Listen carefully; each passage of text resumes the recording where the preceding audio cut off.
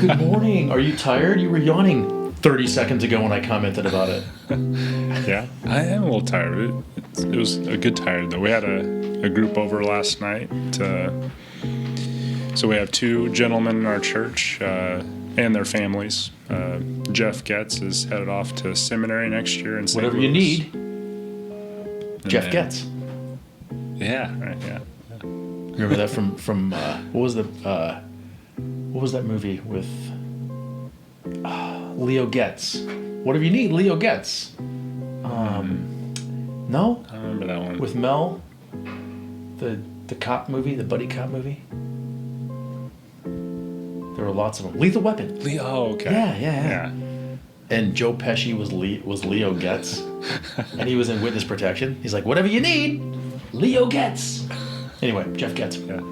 Yeah, so they're headed to seminary in St. Louis next year, and then John Oswald and his family, they're moving to Alabama, so we had some guys over last night for a fire pit, and just some good conversation. And you stayed up past 9 o'clock? Yeah, we closed it down about 10:15 or 10:30. Whoa! So, Wow. It was a good evening. I didn't know it was going to go that late. Yeah, not everybody lasted that long, but there was about 5 or 6 of us left at about 10:15, 10:30ish. Closing time. Packed it up. And I know that song. You do? Semisonic, right? No. Is it? that sounds right. All right. I don't know. Open all the doors and let you out into the world. Yeah. Yes. Yeah. Nice. You do know music. Yeah. Wonderful. So good time, Brady. It was a really good time. It's good of you to open your house. That's one thing that I think just men's ministry wise, it'd be fun to get more of that going. Just guys getting together to hang out and chat. And Well, what do we? Every What are we doing Wednesday now? night in the summer, just show up at Brady's house. there we go. Ooh, are Yeah. you guys gonna do the Bible studies? Are you gonna do the Bible studies at your abode? Yeah, that's You fine. should definitely do that. We'll do that. That's a yeah. good I idea. hadn't thought about that. There's Yeah. something. We'll just show up to Brady's house. There's something about His address is there is something about being off church grounds for things like that. Yeah. I think that's kind of good. We're in a unique situation where our church is basically like the worship space is the every space. That'll change when we move, where it'll be a little less like, okay, we're in the worship space. It feels like the worship space, but we're doing this thing, So Yeah, Yeah. that is true. I was in the new building yesterday. you were. Yeah. How is it? Did any? There's a thing bunch wash of away? things that I don't understand that they're doing. But Okay. yes. They're starting to put up the outer wall. Okay. And they're doing a bunch of stuff on the roof. And then they're starting to frame the inside. What about that don't you Nice. understand? Well, they have a bunch of acronyms. Whenever they tell us what they're doing, they're like, we're doing MPEs on the inside and then XKTs on the outside. And Yeah. yeah. Tico, he's like, TR9s. 220, 221, yeah. whatever it Start takes. throwing some stuff. Yeah. I would Catch a have gone with niner. the XC8s, but Yeah. whatever you guys think. Yeah. Well, you're the professionals. Right. I say, just tell me the big picture. We're working on the outside wall. Got it. Got it. That's pretty cool. Yeah. Yeah. Yeah. Plugging right along. It's getting real. Yep. So, Brady, how's life? Catch the people up since the last time you've been on. Gosh, yeah. How long has it been? I don't know. Life's good. Girls are done with school now, so we're jumping into summer mode, which is going to be a task to keep everybody occupied and entertained. But I think it'll be good. We got some stuff planned. It's a vacation later in July, and gonna Where are you going? get the girls doing some chores. That'll be a good way to keep them. Why are you shaking your keep them head? occupied. So going back to like my psychology of you saying good, when you're shaking your head, Shaking no. that means you have Yes. there's something about that experience or situation that you Yeah. don't feel completely positive about. Get the girls doing some chores. How come as you you're can wearing imagine. headphones? I want headphones. Okay. Can I wear the headphones? No, you cannot, because you're not responsible for all of this. The reason I'm wearing headphones right now is because I want to make Because you sure want to feel special. the interface that we have is a 2-input interface.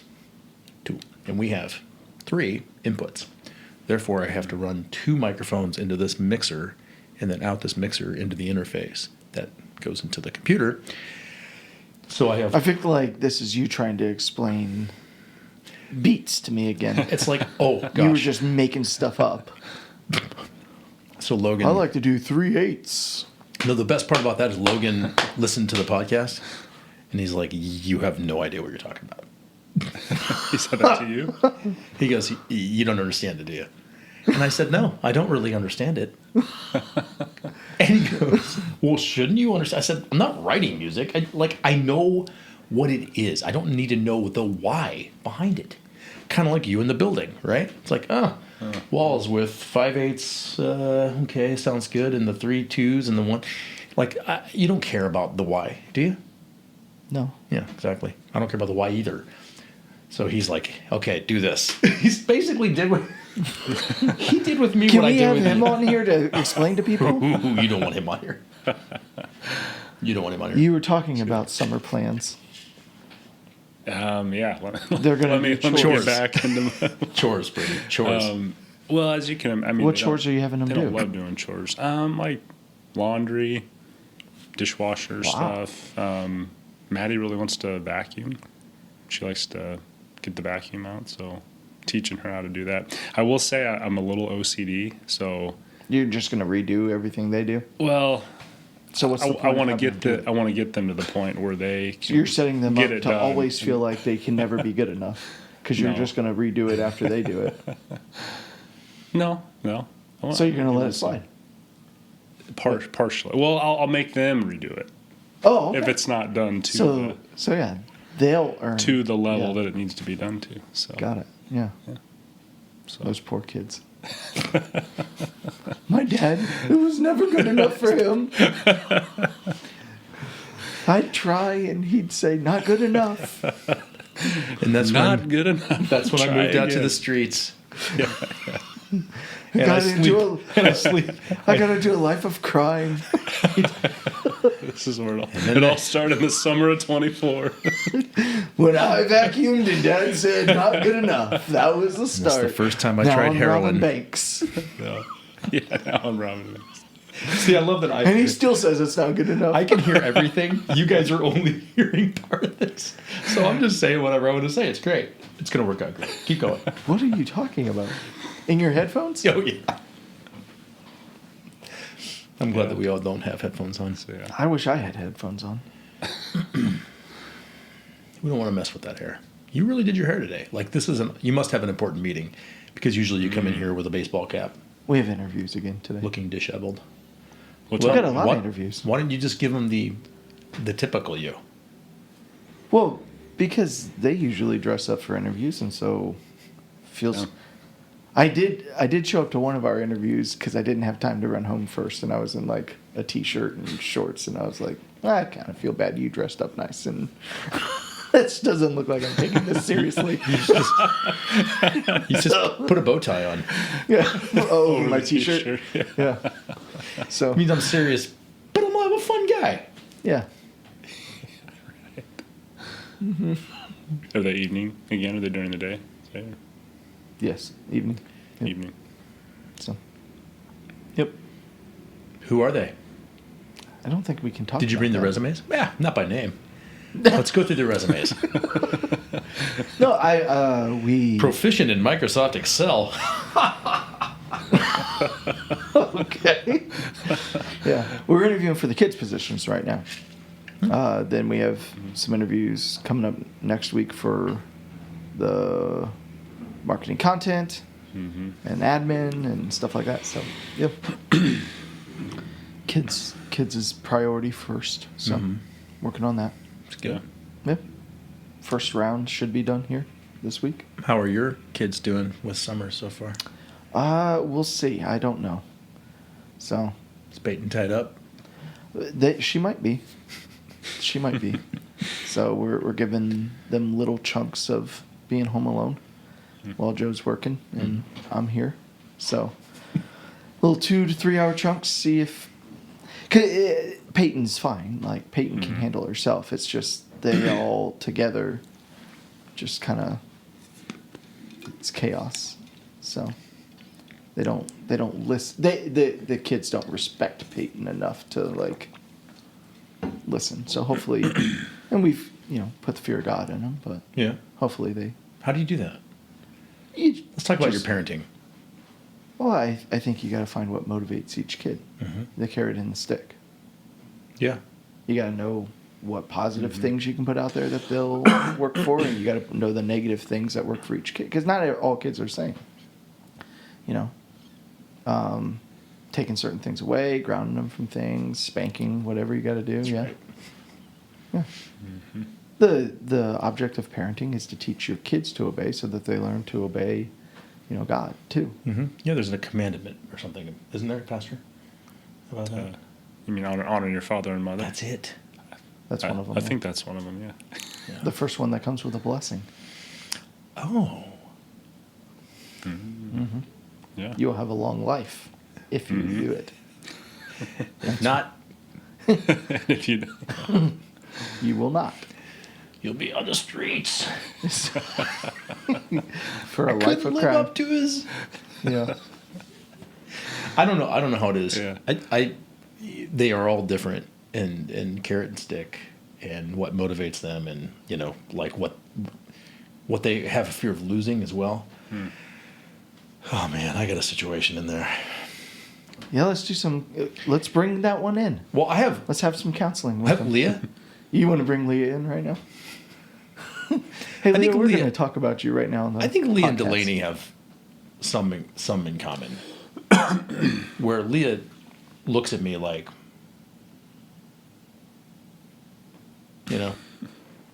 For those that can't see, he's making a face like, I don't know if you know what you're talking about. yeah, or like, Is that? or more like I don't care. Oh, okay. Yeah, I don't really care what you're talking about. Which is a challenging situation as a father.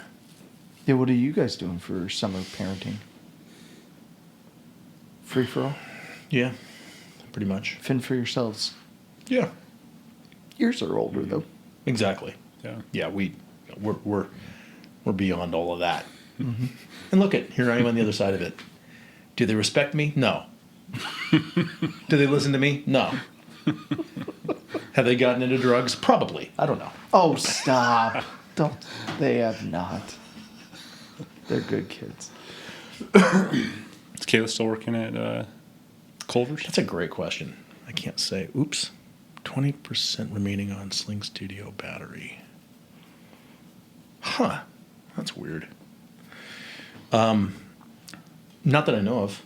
She hasn't been there in a while. Okay. Yeah. I don't know if that's a if that's a situation where she's not scheduled. It's tough because she's only 15. She can only work till 7 p.m. She can only work so many hours a Oh, week. wow. Okay. And that wasn't. Then she was in track and field, so then it wasn't really working. It wasn't meshing with her schedule. You can't go to work for 30 minutes and then go to track. So yeah. We think it's time for her to exit the fast food world.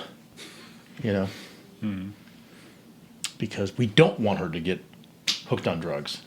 And it seems like that might be a place to pick that up. Hey, you worked at Shrimp Shack. Yeah. Talk amongst yourselves while I address this technological situation. Was that fast food then? No, It was like a let's sit sit down. down restaurant. It was a high class I mean, establishment. obviously. I mean, I was one of the chefs. You see that so- sign? Hush puppies, right? Yes. Yes. The day I made hundreds of hush puppies and had to buy them all. So, You were yeah. gonna get ahead of the rush, and I was. it never came. Well, because with every meal, you drop two.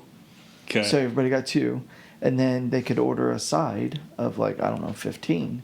And so like she's just shouting. She's like, meal, meal, meal, meal, side, side, side. So I was like, forget that. I just started scooping and dropping, man.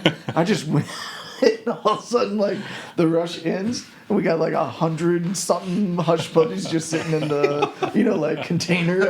And she was like, were you listening? I was like, yeah, you were just talking constantly, so I just dropped as many as I could. And she was like, no, you drop 2 when I say meal, you drop 15 when I say, and I was like, I just kept dropping them. Kept going. It seemed like we were just way behind, so I just kept going.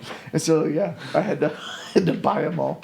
Oh, man. And then I had to walk around the restaurant and hand them out. Okay. So, like, I was like, would you like some hush puppies? Another round for the... Yeah. I loved my manager. She was awesome, though. She made a sign that, like, she just took paper and, like a string, and it said, I made too many hush puppies. Please help me. And I had to walk around the restaurant. Oh, man.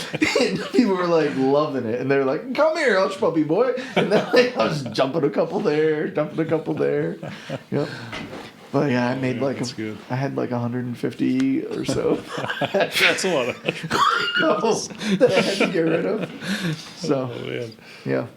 But the funny part is even though I had to buy them, people were offering to like pay me for them and stuff, and they ended up giving me tips and stuff like that just because they felt bad for me. You probably made more. So it worked out pretty well. Yeah. And thus like the you new drew it strategy up. was born. Yeah. Always make more. Too many hush puppies.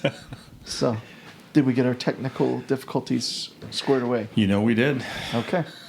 I'm taking my headphones off so you don't feel envious. Can I wear? No. Sorry. You may not. All right, Brady, would you like to wear them? I'm good. You know what? He is a perfect example. You, Justin, are a perfect example of need it right now. See it, want it, need it. You think so? Yeah. Oh, yeah. Yeah. You're not a very patient person. Are you trying to segue into the I'm not trying to sermon? segue. I don't need to try to segue. Because I feel like you're just using me as a scapegoat. I'm but using one of your character flaws. I don't think. You don't have any I'm sorry, what? I don't think I'm an impulse person. Huh. You think I'm an impulse person? Because if there's one of us in this triangle, that's an impulse person. Let's unpack this. I don't want to point fingers. Dude, you want to hear something? So Mrs. Marty, the Ignite class has this thing where you can come in and... That's his son's 5th grade teacher. Yeah, she's wonderful. I mean, no offense to all the other teachers who have ever taught, but she's better than all of you. No offense. Unless you take offense, in which be offended. I don't care. She's wonderful. Mm-hmm. And she invited parents to come in and say, hey, basically give a testimony. Mm-hmm. And so we were talking the other day. She's like, why didn't you come in and provide your testimony to the kids? It would have been so good. I'm like, do you know how many edits I would have had to make? You don't want me coming in and telling my story to your class. They're going to leave and they'll be like, wow. They're going to go tell their parents. They're going to pull people. They're going to like have you written up and put on a performance improvement plan. You can't invite that guy back anymore. I mean, it would have been terrible. But anyway. Did they get a lot of people coming and sharing stories? Or I imagine.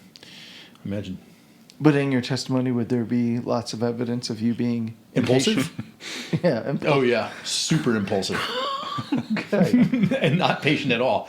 But we were talking about you, weren't we? It's funny how he does that, where we're talking about one of his flaws, and then he turns it. Spins it a little He bit. does. I Yes, have the many spin cycle. flaws. I don't think impulse is one of them. Huh. Okay. Yeah. Self-awareness is definitely something I have a strength in. No.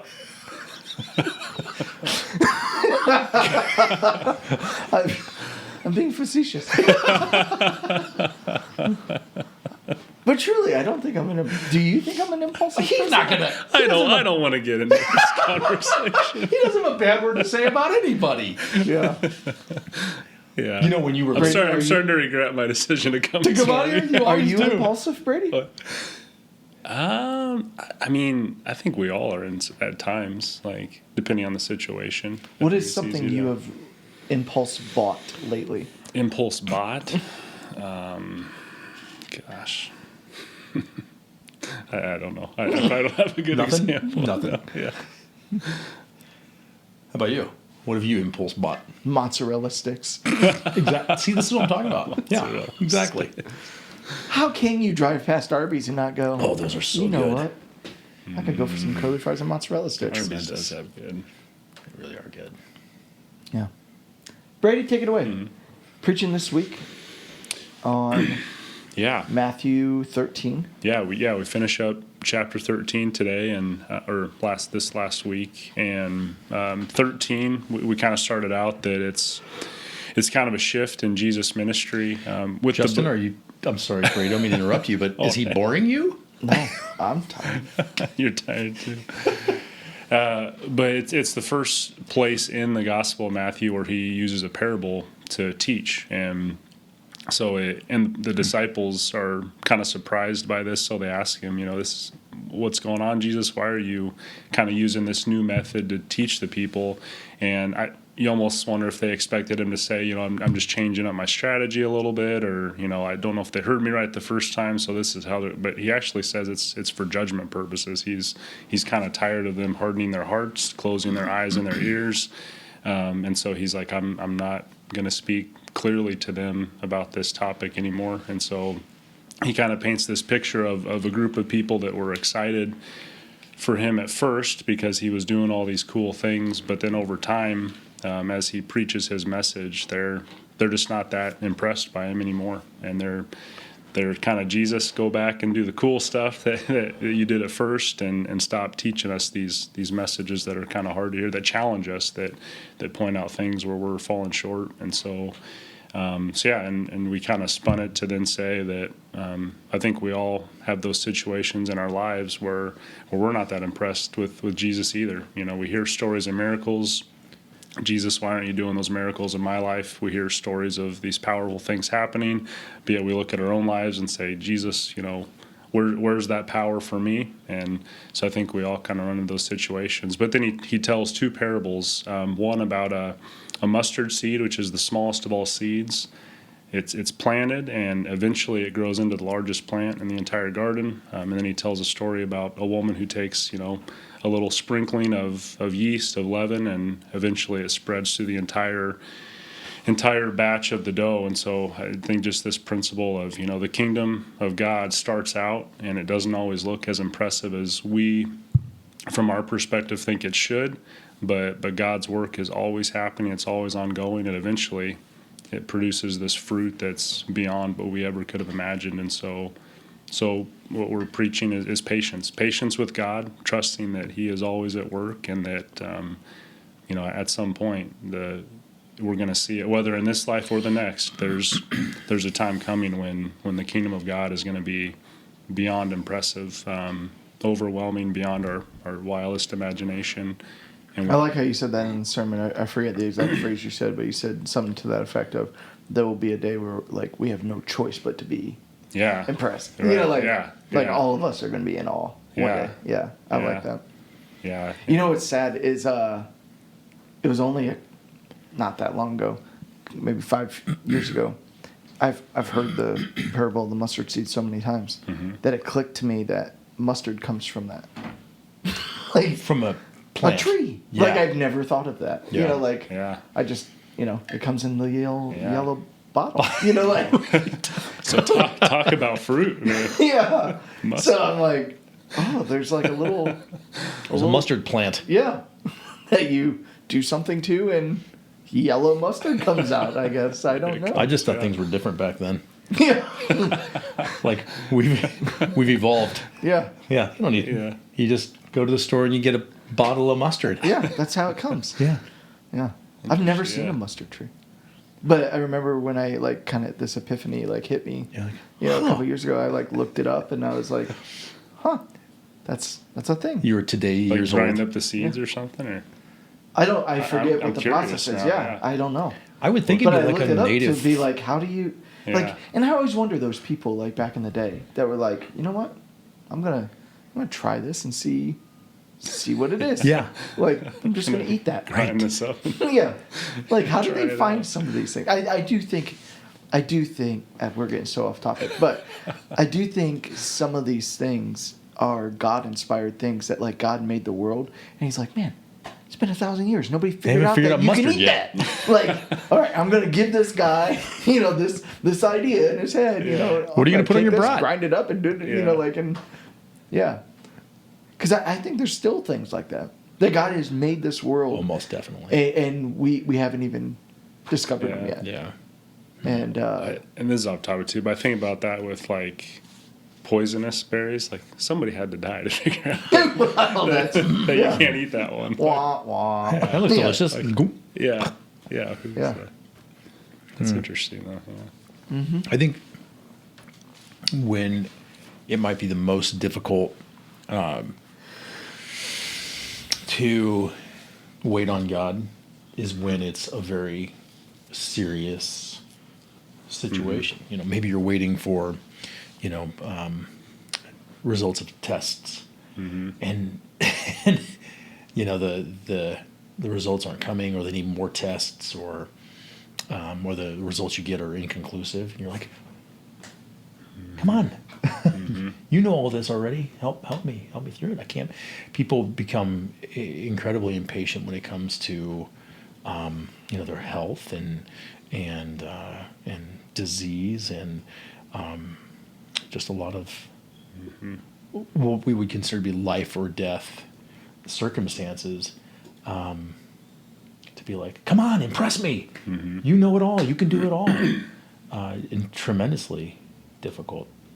And, it's at times like during your sermon, I'm thinking, I feel like I'm fairly patient on God. I don't know. Maybe I'm not, but I feel like I am. More patient than I am with my kids, that's for sure. But you'd almost have to imagine yourself in a difficult situation to say, would I really be patient? Would I really wait on the Lord and trust enough that it's in His hands? And people don't like to imagine themselves in a difficult situation. Yeah. Oh, we know they come, but you don't want to put yourself there mentally if you don't have to. I think, when it comes to this topic of, because really, he's talking about the kingdom of God looks unimpressive at times, but yet it's doing something incredible. And I think it's when we get very individually focused on our own faith, our own story, our own, that we're like, oh God, you're not doing that much in my life, you're not doing that much and yet if you would zoom out and just look at the stories around you of other people that God is doing things through, because that's the thing, like we are so individualistic that if God blessed somebody at GraceHill, we don't cheer for that. We go, where's mine? Like, like, whereas like God's like, what's that movie with Jim Carrey where he plays God for a little bit and he Bruce just Almighty? he says yes to every prayer, and everybody gets what they want, and it's disaster, Sort of feels like we're living that actually. Yeah. And I think we look at that and we have to look at, because really what God's talking about is kind of the corporate blessing of the church, not the individual blessing. Yeah, right. Like the corporate, like, hey, someone in our church was healed. Praise God. The kingdom's happening. Look at the people coming to it. And you talked about that. Look at the people coming. Look at this thing that started with 7 families. And now today, we can't fit where we're at, at 9:30. Please start going to 11 or 8. We're sitting there and we see this impressive thing. You see in Africa, the church the Lutheran church in Tanzania is almost the size of the Lutheran church in America now. We see these explosions of faith happening. How often do our people go, we talk about, America's declining, and America says, okay, it's exploding in China, it's exploding in Africa, like, do we see ourselves as the corporate body of Christ? Or do we just look at ourselves individually and, well, it's just us and you're not doing this for us? And God's like, yeah, you know what? But I'm doing stuff. And the kingdom is growing and impact is happening.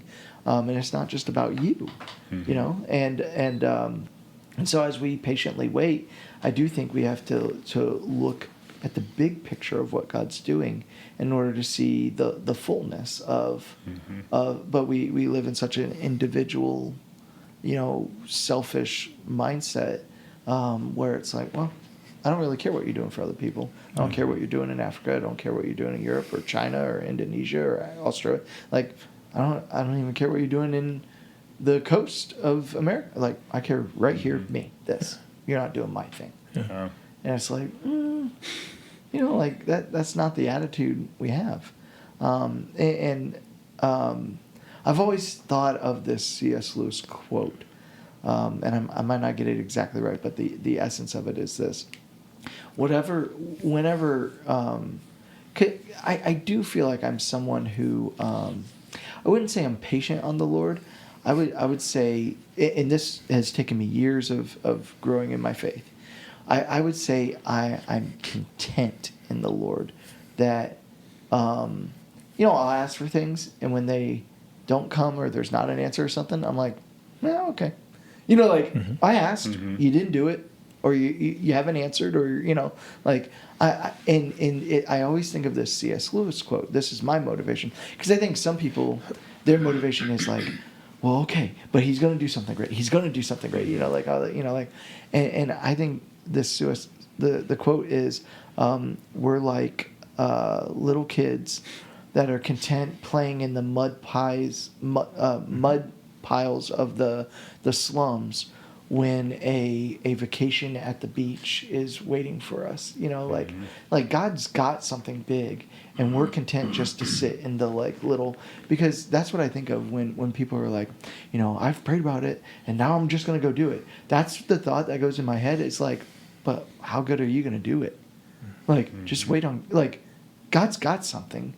And if he's not, I just don't understand I understand the why you would want to do it.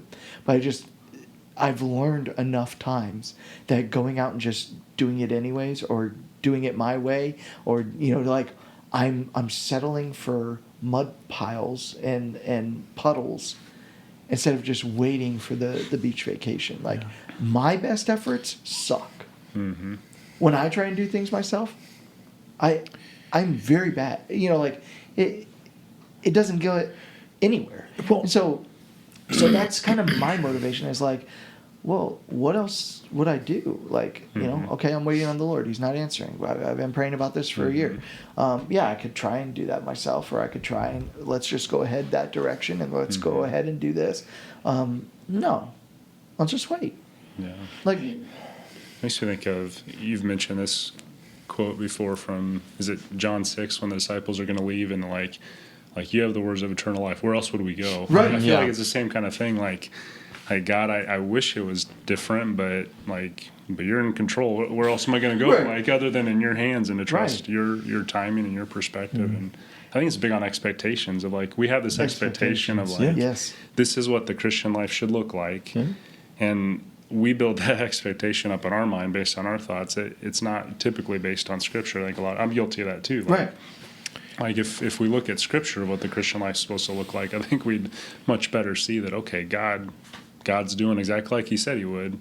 But I think too often it's based on just our own perspective, our own thoughts, our own wishes, our own desires, and we're all guilty of it, for and sure. the things of this world. I mean, what makes the things of this world so attractive that we think that pursuing those would be more satisfying and fulfilling than that? I would say, if we compare ourselves to the disciples, they didn't have what we have. You know, and that would be the one piece of this I would cautiously wade into, is that, man, we've got so much to take us away from the focus upward. We have a lot of distractions, yeah. A lot of distractions, and really hard to convince people, I think, who don't have an eternal perspective, and they're not walking in the faith, that no, it's way better. It's way better than this. It's really difficult. And I think, when you get into those mountain high experiences here on earth with God, those mission trip moments, those breakthrough moments in someone or in your own life and stuff like that, when you get a foretaste of the kingdom to come, as they say, you taste that and you go, oh yeah, that's the good stuff. Like, I want more of that. And the problem is like, they are mountaintops. It's not always like that. But when you get a taste of those things, you go, okay, yeah, that's worth waiting for. Or, that's worth, and, did not put my phone on silent. And so I think that, I want to make sure that's not the kids calling with a crisis. But I think we have to understand that God, just like I love, the parables that Jesus puts out there, like just trust. Like, God's plan is it's not going to fail. It's going to succeed. It's going to be worth it. And it might not look like it, because I think that parable is really for like people say, well, heaven and heaven. And I think it's different. I do think there's a component on this earth. Like, give it time. Yeah. Look at the big picture. It's coming. Like, let it grow. Let it, it's going to have, it's a little mustard seed, but like, big things are going to happen. Just let it grow. And when I look at our church, I think that's the same thing.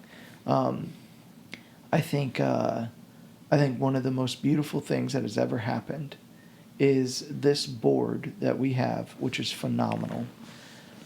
They have never put pressure on us to focus on numbers. They've never put pressure on us to be something that we're not.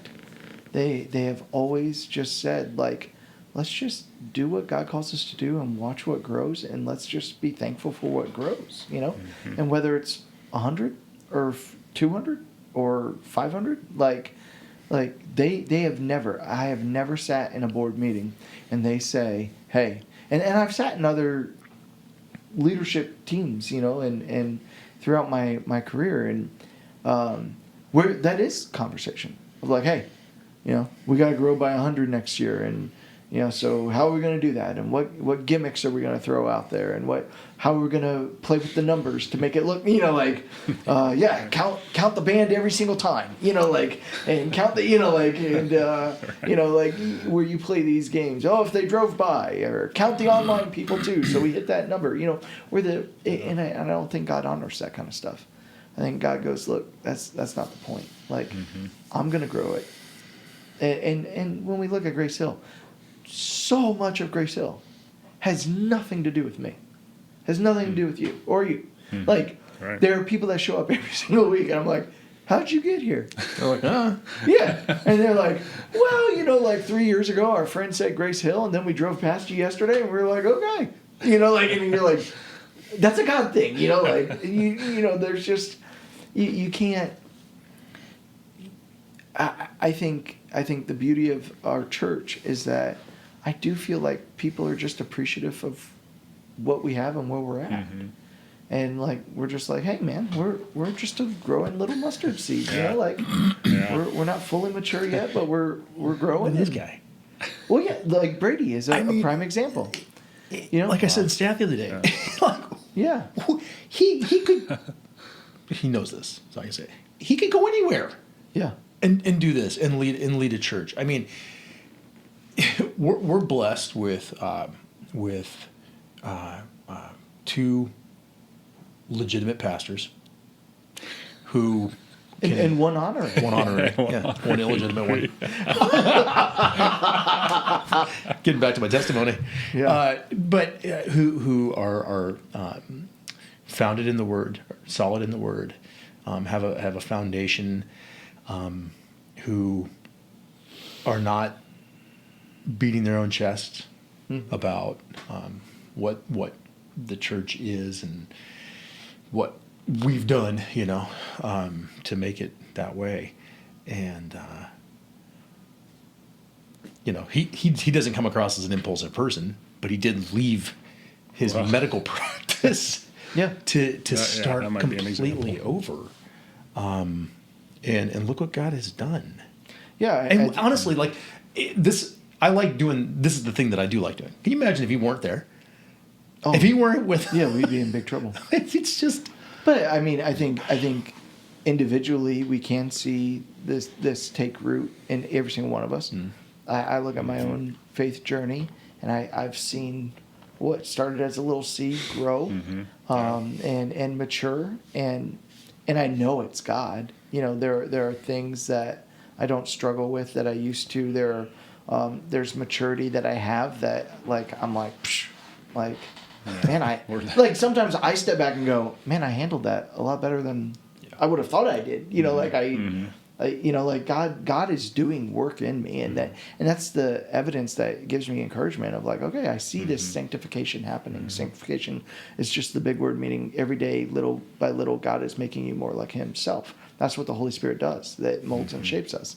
But I see it as a church as well, corporately, that our church is growing in its maturity. Our church is growing in its witness. Our church is growing in its boldness, and our church is growing in people. And I think I do think it's a testimony to the parable that Jesus puts out there. Like, be faithful with one, and I'll give you two. Be faithful with 5, and I'll give you 10. Be faithful with 10, and I'll give you 20. That if we're gonna just say, God, we just want to please you. And we don't always know what that is, but we're going to try, and we're going to aim at that. When we mess up, we're going to ask for forgiveness, and we're going to. But I think God is blessing us because our growth.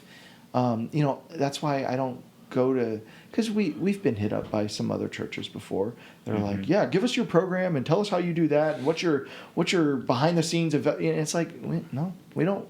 I don't have this hey, I'm going to write a book on the 5 steps to grow your church, double your church in a year, all this kind of stuff. We don't do all that. Because I don't know. I don't know why, we grow like we grow.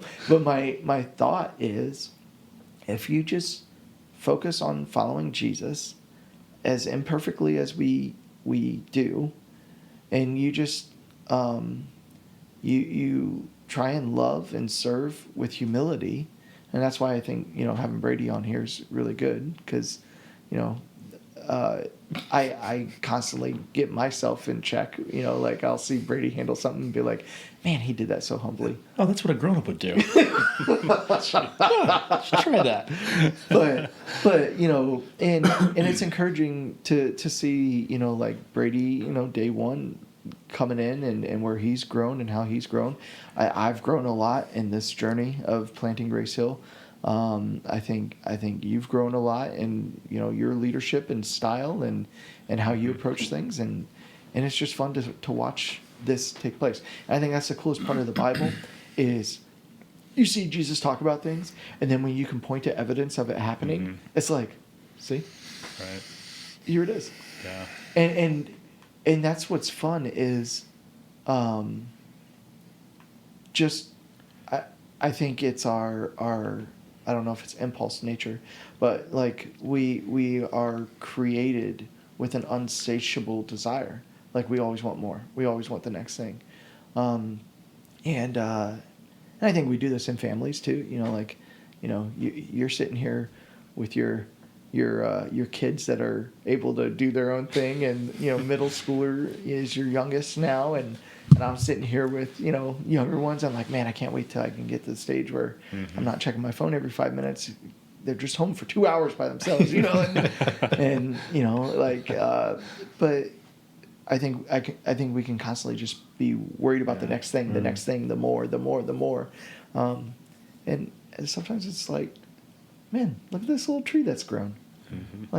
It's knee high, and that's cool. And one day it'll be hip high, and one day it'll be taller than me. And and I think it's cool to see that. But also, I do think one thing we've neglected to do at GraceHill very well, and this is on me, is we don't we don't really celebrate the corporate as much as we should.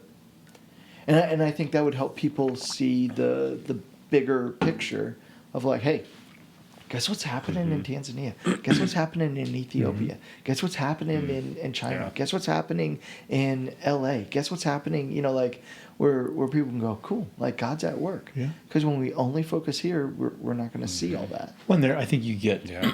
not only there's motivation and there's traction with that too, because people I think need to feel like they're a part of something that's bigger than themselves. Absolutely. Look at sports, for example. Right. So when you hear about those wins and those successes that are nowhere near us, they're across the world. Yeah. I think it's like, oh wow, okay, yeah. Well, just take Part of Nebraska that. football. When they win, this whole state like stands with their chest out. Mm-hmm. It's, and even though they're not on the field doing anything, there is something about being on a winning team, feeling a part of the team, and celebrating the big corporate, things like, hey, that's us, we won, and the cool thing is like on Team Jesus, like we're winning, we are winning across the world, and like we need to celebrate that, and I think that would put things in perspective of like, okay, yeah, I didn't get that, but like, I'll wait because look, my God is winning. My God is winning battles all over, and my day will come, or my day will go home, and then I'll always be impressed, like, Right. So yeah. Any other thoughts, Pastor Brady? Well, I had some, and then I was trying to get it back, but I was talking too long. no, sorry. you're fine. Yeah. That's what it was. No, I can't. But yeah, I think just that being reminded to be looking for God at work, because I think it's so easy to kind of lose track of what He's doing, and gosh, I can't get it back now. I don't know. Anybody? I'll try to think. Well, you don't have to. I mean, you preached. Yeah. you already laid it out. It's on us. But I think it was the patience aspect of, So I think so often we look in the Bible and say, man, it was easier for those people because God was just doing like miracle after miracle after miracle. But when you actually look, I mean, Abraham waited 25 years and Isaac waited 20 years for his son to be born. And, like Jesus' ministry doesn't start till he's 30. And just all these like periods of time that years and years and years were going by and people had to wait and be patient. And I think that's what's maybe hard about reading scripture sometime is like within a page, 20 years passes and it's like, see, like they always had God doing crazy things every day, like in their lives. But I think for, any of them, there was maybe one or two big things in a lifetime that happened. And like the rest of it was waiting and obedience and patience. And one of the passages we shared was from Psalm 25. It said, when, those who wait on the Lord will never be put to shame. And that one really stuck out to me because it's like, when you wait on the Lord, like, there's no way you'll be disappointed in the end. Like, it'll never not pay off to wait for God. And I just, if we can, it's Believe hard. that. Yeah, if we can truly believe that and trust that every day of our lives, like, okay, if I wait on the Lord, I'm not going to be disappointed in the end. Like, I can trust Him in that. Yeah. But like you said at the beginning, and that's hard when you're going through, very challenging things. We've had people in our church really face some big challenges lately, and I think that's the challenge of preaching about patience is like, how do I talk to that person about being patient other than just walk with them in that moment and just be there present, and the Lord will do the work, and we'll see Him show up in a big way at some point. I think that might be the hardest part of, or one of the most difficult things that you guys have in your job is delivering a message, knowing that, for some people it means maybe nothing to them that day. For others, it means everything to them. Yeah. Well, I mean, like this week, as we talk about death and mourning and grief. Yeah. Like my heart going into this is all of us are going to face this at some point. Some of us are in it right now. And my heart in this is there are people that are stuck. And I want to help challenge them to get unstuck in their grief, in their mourning, in their pain. But I mean, it's hard to do that without it sounding like you're kicking somebody while they're down. Yeah. But my heart is, no, you can't stay there. You can't, I love you so much. You Right. can't sit in that pity and that sorrow and that'll eat you alive.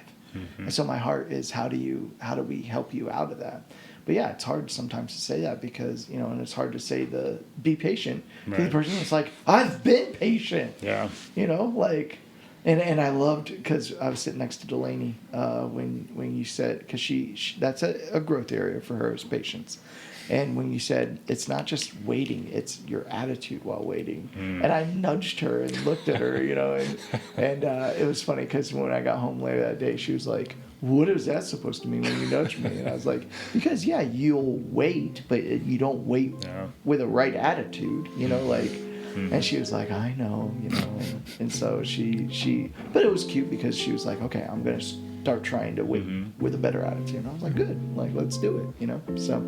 That's cool. That's cool. And like in the young folks in the church, when you see, that's where a fourth grader walks out with like, that was to me. And that's cool. a 94-year-old walks out and says, that was to me. Yeah. I love that.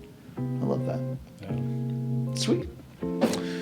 Gentlemen, Brady, I'll see you again. Yeah, guys. Well done, man. Thanks for having me on. Oh gosh, Good to be back. thanks for all you do, and it is without any hesitation to say that we love you, man. Hey. We love having you where you are. So thankful for God doing what He's done and stirred in you over these last several years, and looking forward to seeing how this mustard tree continues to grow. Yes. Yeah.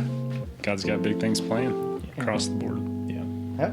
All right. God bless, guys. God bless. Yeah.